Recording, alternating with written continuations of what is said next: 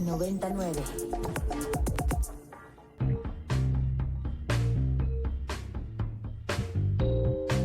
Desde el estudio B de Ibero 90.9, esto es Control de Cambios, una producción de Ibero 90.9 y la revista Nexos. Mi nombre es Valeria Villalobos Guizar.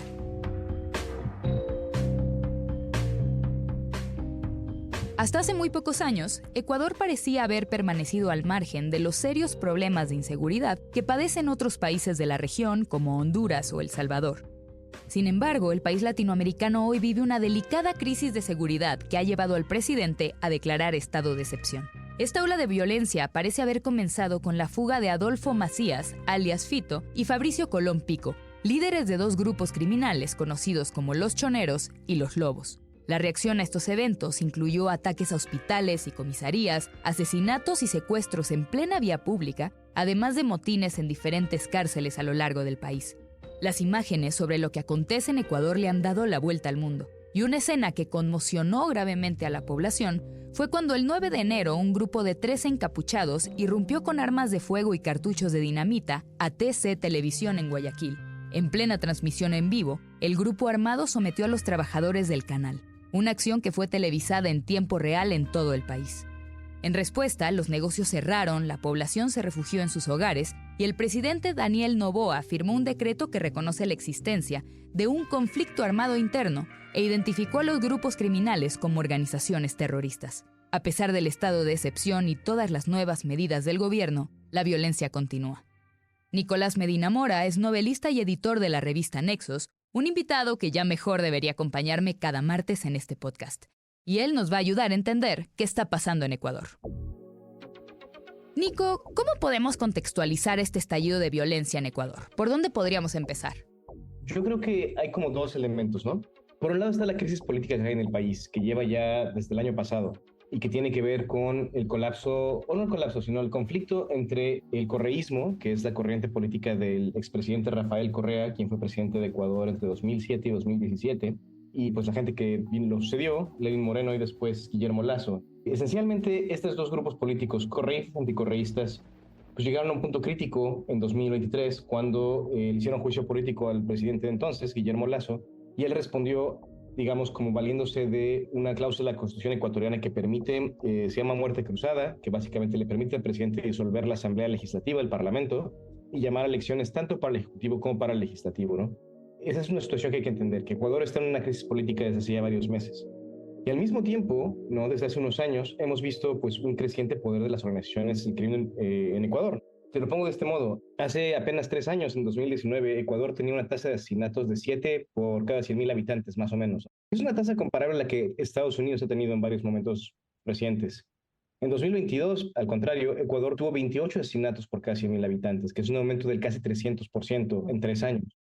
Claro, Entonces, es un poquito como lo que ha sucedido en México, pero muchísimo más rápido. Como digamos, declive del orden social, este aumento de la violencia que hemos padecido en México desde hace ya más de una década, allá también pasó, pero en un periodo de tiempo mucho más corto, ¿no? Y eso tiene que ver con que las organizaciones criminales de Ecuador se han vuelto cada vez más transnacionales, ¿no? Cuando los choneros fueron fundados alrededor de 2005, por ejemplo, eran menos de 10 personas.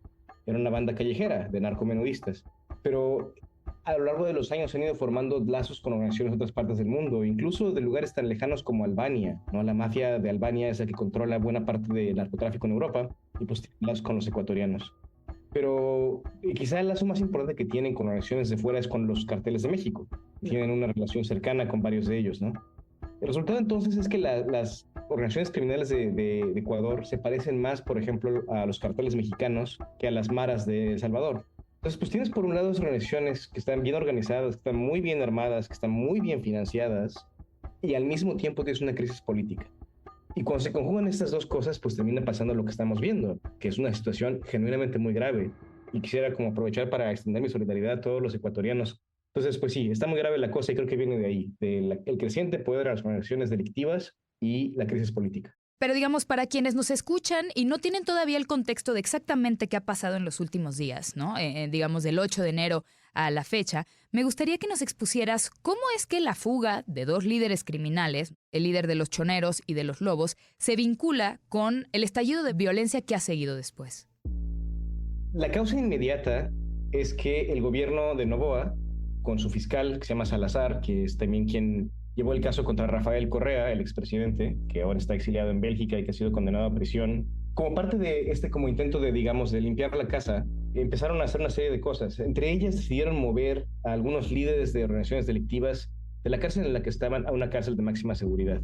Y eso es importante porque el epicentro del crimen organizado en Ecuador, como en otros países, son las prisiones.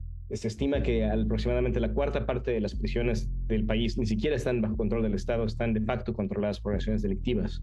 Además de que moverlos a esta cárcel de seguridad hubiera limitado mucho la capacidad de los líderes de estas organizaciones de seguir controlando a sus organizaciones, también los ponía en riesgo de muerte porque la cárcel a la que lo quería mover está controlada por sus adversarios, ¿no? Entonces, pues, en parte porque no quieren perder control sobre las organizaciones, en parte porque temen por su vida, pues se escapan, se fugan.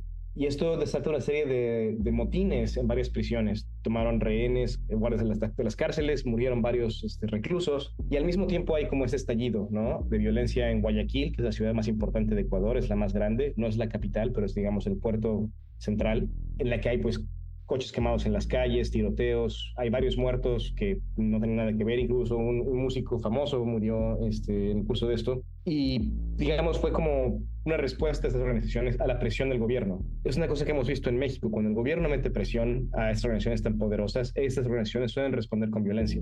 Claro, como Culiacanazo y demás. Exactamente. Lo que está pasando es un culiacanazo, pero en una escala muchísimo más grande, que tiene también que ver con que el Estado ecuatoriano es más débil que el Estado mexicano, ¿no? Y el Estado mexicano no es particularmente fuerte, pero en Ecuador está todavía más grave la cosa.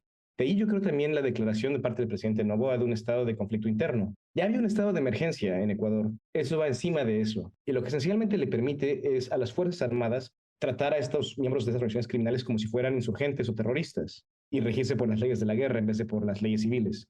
Hay un toque de queda en Ecuador. La gente tiene limitado cuándo puede salir de la casa, ¿no? No estoy seguro si las escuelas ya hayan reabierto, pero cerraron por varios días. Están esencialmente bajo ley marcial.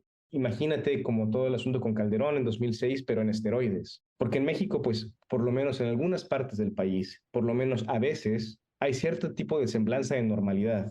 Y me da la impresión de que en Ecuador en este momento no hay tal cosa. Parece que verdaderamente fue un estallido de 0 a 100. Me gustaría que ahondaras en qué implica una declaración de conflicto armado interno y qué implica la definición de que estos grupos armados sean reconocidos como organizaciones terroristas, tanto a nivel nacional, como ya mencionabas ahorita, pero como a nivel internacional.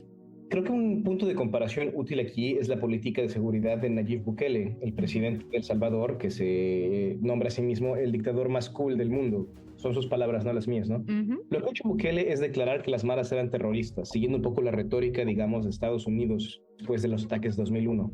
Y pues básicamente Bukele de facto suspendió la Constitución, ¿no?, y empoderó a las Fuerzas Armadas y a la policía para que arrestaran y metieran al bote a quien quisieran, que sospecharan que pudiera ser marero. Y lo que complica la cosa es que, por lo menos bajo ciertas métricas, y tomando todo esto con mucho cuidado, porque pues son las estadísticas del propio régimen de Bukele, es que la violencia en El Salvador ha reducido muchísimo después de eso. El precio a pagar, por supuesto, han sido incontables violaciones a los derechos humanos. Por supuesto. Y que hasta el 2% de la población salvadoreña en este momento está recluida, lo cual es demencial. Y entonces me da la impresión de que la declaración de un estado de conflicto interno por parte de Noboa va en esa línea. Quiere seguir el modelo de Bukele. Él mismo ha dicho explícitamente que está tomando inspiración del modelo de Bukele. Creo que lo que complica la cosa aquí es que, como te decía hace un momento, las organizaciones criminales de Ecuador no se parecen tanto a las maras, sino se parecen más, por ejemplo, al Cartel Jalisco Nueva Generación. Y entonces yo no estoy convencido para nada de que el Estado ecuatoriano va a tener la capacidad de hacer en Ecuador lo que Bukele ha hecho en El Salvador. Entonces, pues tendremos que ver qué sucede, ¿no? Pero creo que esa es la lógica, esta noción de que este no es un problema de como criminales y policías, sino de insurgentes y soldados, que es una lógica que pues vemos nacer en el hemisferio, ¿no?, con Calderón, también supongo que con el Plan Colombia, incluso un poco antes, y que ha llegado como a su apoteosis con Bukele, y que ahora en Ecuador va a tomar como un nuevo cariz, porque tienes la conjunción de una política de mano dura tomada de El Salvador, con organizaciones criminales que en realidad son bastante más pues, organizadas, francamente, que las maras, ¿no? Las maras son pandillas callejeras sumamente violentas y terribles, pero pues esos cuates están tomando sesiones de televisión, ¿no? Eso ya es una cosa mucho más grave. Y con sistemas de organización bastante más sofisticados también. Y también tiene mucho más dinero, eso es importante. Una de las razones por las cuales Ecuador resulta atractivo para el crimen organizado internacional es que la economía de Ecuador está dolarizada. Eso quiere decir que la moneda de uso corriente en Ecuador es el dólar estadounidense. Y pues eso pues, obviamente tiene muchos atractivos para organizaciones que trabajan más allá de las fronteras, ¿no? Entonces, pues yo me pregunto hasta qué punto podemos ver esto como un conflicto regional. Si tienes organizaciones que tienen lazos cercanos con organizaciones mexicanas que están asesinando candidatos presidenciales en Ecuador, es una cosa que sucedió en la elección que Lazo llamó y en la que resultó electo Noboa, un hombre muy valiente que pues era amigo mío, se llama Fernando Villavicencio, fue asesinado cuando era candidato presidencial. Y poco antes de su muerte, él había denunciado que había recibido amenazas por parte justamente de los lobos y los choreros, que son las organizaciones criminales que están en el centro de todo esto, ¿no? Yo la verdad sospecho mucho y no me encanta para nada la idea de llamarles terroristas. Yo soy creyente en las leyes y no creo que se deben suspender incluso para combatir este tipo de organizaciones, ¿no? Pero en cierto sentido, sí, o sea, ¿hasta cuándo se empiezan a aparecer, por ejemplo, el Estado Islámico? ¿No? No en el sentido de que sean ideológicos o que sean religiosos o que tengan como intención de establecer un califato, por supuesto que no, ¿no? Pero en tanto de que son organizaciones transnacionales que operan en muchos países, que tienen vínculos cercanos. O sea, a los narcos ecuatorianos, por ejemplo, les encantan los narcocorridos. Fito ha sacado videos musicales de narcocorridos. Entonces, pues ahí lo tienes, ¿no? Sí hay una cultura común en las organizaciones, hay vínculos comerciales, vínculos estratégicos. Pues hasta qué punto dejamos tratarlos como organizaciones que operan en un país. Tampoco quiero exagerar los vínculos entre las organizaciones ecuatorianas y las mexicanas, ¿no? No es que sean una franquicia del cártel de Sinaloa, tampoco, ¿no? Claro. Pero de que tienen vínculos fuertes, claro que los tienen. ¿Qué ha pasado a nivel político e institucional en los últimos años en Ecuador que los grupos criminales han logrado crecer tanto y hacerse con tanto poder? Pienso, por ejemplo, en qué tipo de políticas sociales se han recortado o qué ha pasado que este crimen organizado ha crecido tan velozmente. En términos políticos, Correa tenía una política, él le llama la Revolución Ciudadana, ¿no? Se parece un poquito como a la Cuarta Transformación, ¿no? O sea, es un programa de izquierdas con tintes medio populistas. Él era parte de la primera marea rosa, junto con Hugo Chávez, los primeros mandatos de los Kirchner, Lula. Y bueno, después de él hemos tenido como un giro hacia la derecha en Ecuador, hacia lo que alguien tal vez podría llamar una posición más neoliberal. Y esto pues ha resultado en efecto en recortes a políticas sociales. Pero creo que también hay un problema más allá de la política social que tiene que ver con la debilidad institucional y también con la polarización política, ¿no? Por ejemplo, como parte de este intento de parte de Noboa de intervenir en esas organizaciones, como parte del mismo intento que resultó en este intento de trasladar a estos líderes de una cárcel a otra, la fiscal Salazar lanzó una operación que se llama la operación Metástasis, el caso Metástasis, que esencialmente es el arresto de unas 30 personas, que incluyen a jueces, a policías de alto rango, y a un hombre que se llama Wilman Terán, que es el presidente del Consejo de la Judicatura, que es, digamos, el organismo que regula al Poder Judicial en Ecuador, y que es alegadamente cercano a Correa. Él lo niega, pero alegadamente, ¿no? Y entonces, pues la cosa es que Terán, junto con los demás acusados, ¿no? Está acusado de haber ayudado a estas bandas criminales. Hay una serie de evidencias de los teléfonos de estos líderes criminales que muestran que estuvieron en contacto alegadamente con esas personas. Terán acusa que eso es una cuestión política, que es el Ejecutivo tratando de deslegitimizar y de debilitar al Poder Judicial para poder hacer lo que se les antoje. El Consejo de la Judicatura de Ecuador ha salido a defender a Wilman Terán, pero creo que ahí lo tienes, ¿no? O sea, tienes una situación en la cual la justicia, la impartición de justicia está altamente politizada, en la que todo el mundo se acusa mutuamente de trabajar con las organizaciones criminales, ¿no? Y eso hace que haya muy poca confianza. Y pues eso pues también facilita justamente el surgimiento de estas organizaciones criminales, ¿no? Si el gobierno y el Estado está ocupado en peleas entre sí, pues eso abre la puerta para todo tipo de corrupción, para todo tipo de infiltración por parte de elementos criminales del aparato del Estado. Son cosas que en México suenan conocidas, pero la cosa es que siempre que nos pensamos en México pensamos en la debilidad del Estado, en la debilidad institucional, ¿no? En el hecho de que hay partes de este país donde el gobierno no gobierna. Y pues la cosa es que en Ecuador estamos viendo eso, pero como 10 veces peor. Y además pasó genuinamente muy rápido. Cuando yo reportaba sobre Ecuador hace 10 años, el tema central era si el petróleo y si iban a explorar los campos petroleros en el Amazonas, la Amazonía, como le llaman allá. Y ahora pues eso, pues nadie está pensando en eso, ¿no? O sea, de verdad el país cambió radicalmente para mal. Y pues creo que tiene que ver con la debilidad institucional, con la polarización política y también con el hecho de que las organizaciones criminales se dieron cuenta de que había una gran oportunidad de hacer negocio. Era un buen lugar para el tránsito de cocaína, era un buen lugar para lavar dinero y pues también que los delincuentes ecuatorianos pues se internacionalizaron. Está llegando dinero de Albania, están llegando armas de México, pues puedes hacer muchas cosas más malas que si nada más estás narcomenudeando en las calles de Guayaquil. Nicolás Medina Mora, novelista y editor de revista Nexos. Pueden consultar lo que ha escrito en la revista en www.nexos.com.mx/control de cambios.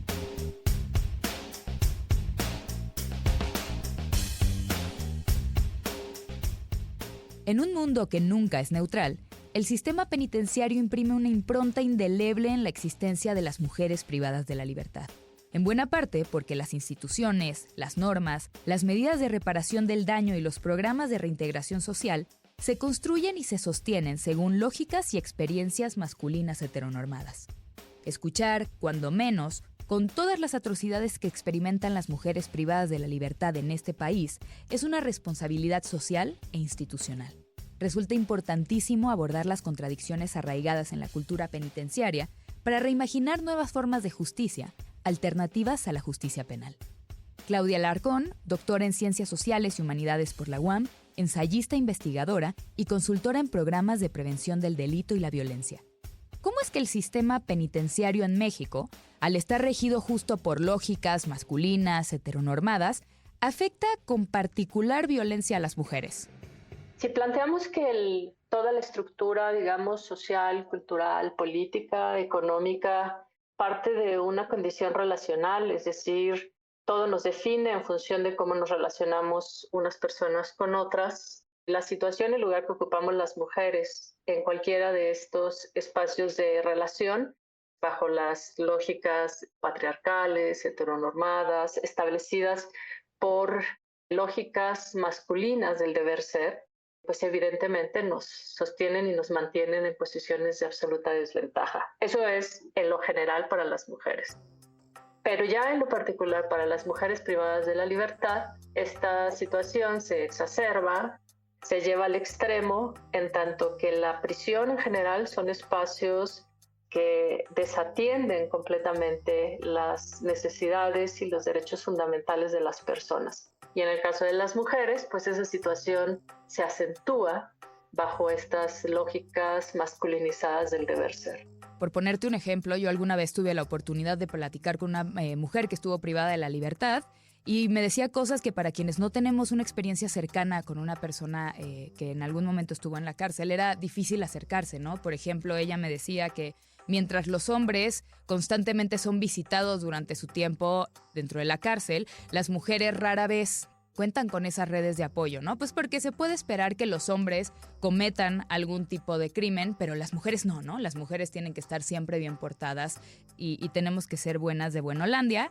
Y en cambio, es absolutamente imperdonable que cometamos un delito, por lo tanto, hay mucho más abandono a las mujeres que a los hombres, ¿no?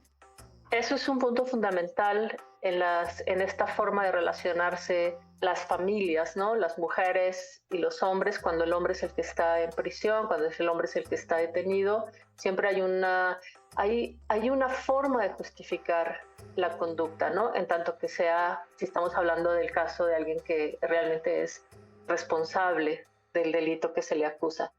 Pero aún, por ejemplo, cuando los hombres están, digamos, de manera injusta en la prisión, en un sentido coloquial, o la perspectiva coloquial de las familias es, pues es que es hombre, hay que atenderlo, hay que proveer, hay que cuidarlo, hay que garantizarle una mejor condición de vida. Mientras que en el caso de las mujeres, culpables o inocentes, el estigma puesto por parte de la familia es muy agresivo justamente por esto, ¿no? Que mencionas tú. Hay un mandato de que las mujeres, una mujer que no sigue las reglas, que no es buena, está violando casi una ley natural, porque las mujeres, en tanto que nuestra función, entre grandes comillas, es pues ser madres, cuidar, ver por el otro, renunciar a nuestra propia identidad en beneficio de las demás personas, pues entonces salirse de esa norma es muy castigado, ¿no? Esa es una. Y la otra tiene que ver justo con las formas en las que establecemos las relaciones hombres y mujeres en el contexto familiar, ¿no? ¿Cuál es el papel que cumple un hombre dentro de la familia y cuál es el papel que cumple una mujer? La abnegación es algo que la mujer tiene que tener como se establece en los mandatos matrimoniales hasta que la muerte los separe, ¿no? Pues esto se extiende también a las relaciones con la gente en la prisión. Mientras que Claro. los hombres, pues está en su naturaleza, ¿no? Ellos necesitan tener a alguien que vea por ellos. Entonces, si la mujer termina en prisión, pues claramente eso estar atendiendo a todo esto es en un sentido sarcástico, por supuesto. ¿Qué se puede entender por la cultura de la prisión o la prisionización? Que además esto, digamos, exacerba todas estas condiciones de roles de género para las mujeres de las que estamos hablando. Una es esto que a la sociedad le cuesta mucho trabajo pensar que haya formas de justicia que no pasen por la cárcel. Cuando estamos hablando de delitos de carácter graves, ¿no? Cuestiones en materia penal. La simple idea de que no podamos entender o aceptar que hay otras formas de establecer o de ejercer la justicia que no sea la cárcel, eso ya es parte de la cultura de la prisionización. Ya es parte de la cultura de la prisión que permea a toda la sociedad. Segundo, todo lo que se desprende de esa mirada que se tiene sobre la cárcel como un periodo de justicia y que a su vez abarca y toca leyes, lógicas culturales, lógicas sociales, relaciones de poder, formas, criterios normativos para establecer lo que se debe hacer y lo que no se debe hacer en la vía pública. Y por último, todo esto que se hereda por parte de las personas que ya han estado en prisión, que les ha tocado tener un vínculo con alguien que ya ha estado en prisión y que se integra a la vida familiar de una manera normal. Por ejemplo, los adolescentes cuyos padres o madres, generalmente padres, tienen una larga trayectoria ya de ingresos a las cárceles. ¿Eso qué es lo que va a llevar a la familia? Pues ya una relación con la prisión en donde casi se convierte en un rito iniciático el llegar a la cárcel, ¿no? Bajo una lógica de que, bueno, pues si mis abuelos estuvieron en prisión, mis tíos están en prisión, mis papás están en prisión, pues lo más normal es que yo también sea parte de esa realidad. Como una suerte de internalización de que eso es parte mía, ¿no? No solamente las conductas aprendidas en la cárcel, que cuando una persona sale en libertad puede seguir reproduciendo, sino esto que dices que puede ser incluso transgeneracional. Y que opera de la misma forma para quienes no han tenido una experiencia directa con la cárcel, en esto que decía hace unos minutos, ¿no? Respecto a entender la cárcel como la única vía o como el único recurso de ejercicio de justicia. Tú en tus programas de prevención del delito y, digamos, en las consultorías que haces al respecto, has mencionado el asunto del derecho al porvenir. ¿Cómo es que el derecho al porvenir puede contrarrestar justo esta cultura de la prisión y otras violencias que viven las mujeres en las cárceles mexicanas? Que generalmente la aproximación que se hace a los problemas de la cárcel está dado muy en su entendimiento, en su comprensión de lo estructural, lo legal, lo jurídico, políticas públicas, incluso cultura política, ¿no? La cultura política de la justicia. Sin embargo, en el caso de las mujeres, se requiere una mirada mucho más fina, mucho más aguda, que tiene que ver con cómo las mujeres viven de manera subjetiva esa experiencia dentro de las cárceles. Es decir, para que nosotros podamos entender de qué forma la cárcel está transgrediendo de manera profunda la posibilidad de que las mujeres tengan un futuro, este derecho al porvenir, solo puede ser entendida a partir de un acercamiento a esa experiencia subjetiva, ¿no? A la experiencia vivida, como le podríamos llamar también ya en términos un poquito más filosóficos, de lo que se siente, cómo se vive, las formas en las que los sentidos te dan un norte dentro de la cárcel, ya sea para pensar en que puedes seguir adelante o tomar la decisión de tomar una cuerda y colgarte, ¿no? Son cosas que aparentemente no tienen una gran relevancia, pero que en la vida cotidiana de las personas que llevan días, meses, años encerradas, tiene un gran impacto, ¿no? Entonces, este derecho al porvenir está vinculado con el reconocimiento de las individualidades, de las subjetividades, pero sobre todo de entender de manera muy, muy fina cómo la realidad carcelaria va trastocando a las personas y que eso se contrapone con el ideario constitucional de la reinserción social. ¿La reinserción social es tomada en serio en general por el Estado o es una suerte de promesa vacía en el sistema penitenciario que tenemos actualmente? Yo diría que totalmente una promesa vacía y sin ánimo de desencantar a todas las personas que han estado durante muchos años pues empujando y alimentando la idea de la reinserción social. Pero lo cierto es que la gente que logra, las personas que pueden tener como este proceso de reinserción social exitoso, en un gran porcentaje se lo deben a la propia familia, no al Estado, no a los programas sociales de apoyo o ni siquiera al mismo sistema como tal.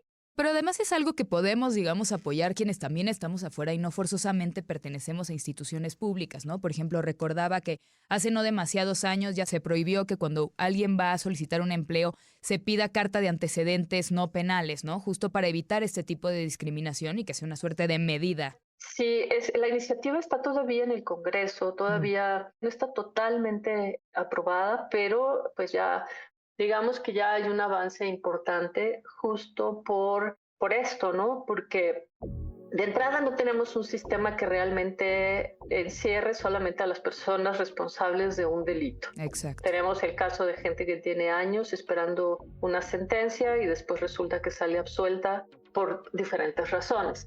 Tenemos gente que pues son los famosos chivos expiatorios. Entonces, pues todas estas personas que por condiciones muchas veces de carácter social, ¿no? Del lugar donde viven, donde estaban, etcétera, pues aparte de todo tienen que cargar con el estigma de haber pasado por la cárcel siendo inocentes y después continuar con ello toda su vida, ¿no? Yo creo que aún las personas que sí son responsables del delito que se les acusa, tendrían que tener esta posibilidad de continuar con su vida, ¿no? Y la carta de antecedentes no penales, pues claramente es un gran obstáculo, pues para alguien que ya hizo conciencia, digamos, ¿no? O que por alguna razón fue responsable de un delito de manera coyuntural, pero no es en sí que sea alguien que esté totalmente involucrado, comprometido con una vida delictiva. Y que justo la misma marginación que pueden vivir al exterior de las cárceles cuando finalmente son liberados puede, digamos, orillarlos a terminar regresando si no encuentran otras posibilidades de reinserción social y laboral.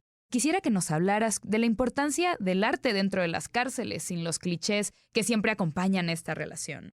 La relación con el arte en general no cambia mucho en el caso de las cárceles a como la hemos establecido fuera de las cárceles. Muchas veces se ve como una cosa de entretenimiento o un instrumento que puede incidir en las personas para tener una mejor vida.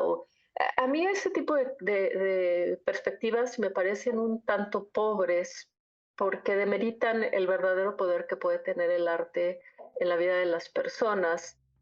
Si pensamos en contextos en donde la violencia se impone de una manera trágica, de una forma dramática para las personas y no les permite durante toda su vida tener una experiencia que no sea la de la violencia. Y en ese sentido, el acercamiento al arte, el acercamiento, en mi caso particular, yo trabajo con la literatura, lo que permite es, pues, imaginar, tener una relación con el discurso propio, con las palabras, con las voces de cada quien en una dimensión totalmente distinta, que sí logra manifestarse, externarse como una alternativa a la experiencia de la violencia que se ha tenido a lo mejor toda una vida, ¿no? Entonces, en ese sentido, creo que la relación entre el arte y la experiencia carcelaria es el reducto de la posibilidad de todavía vernos como personas, como seres humanos en un contexto como la cárcel, que lo que busca es deshumanizarlos, ¿no? Deshumanizar a las personas.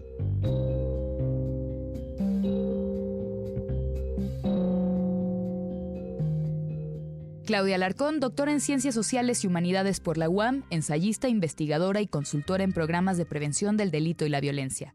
Pueden conocer más sobre sus investigaciones en www.nexos.com.mx/control de cambios.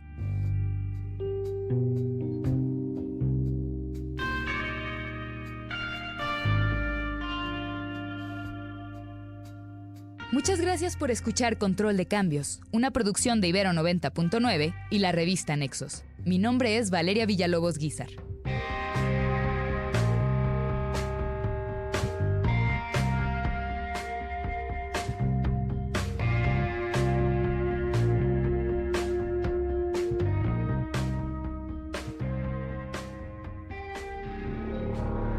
Para más contenidos como este, descarga nuestra aplicación disponible para Android y iOS o visita ibero909.fm.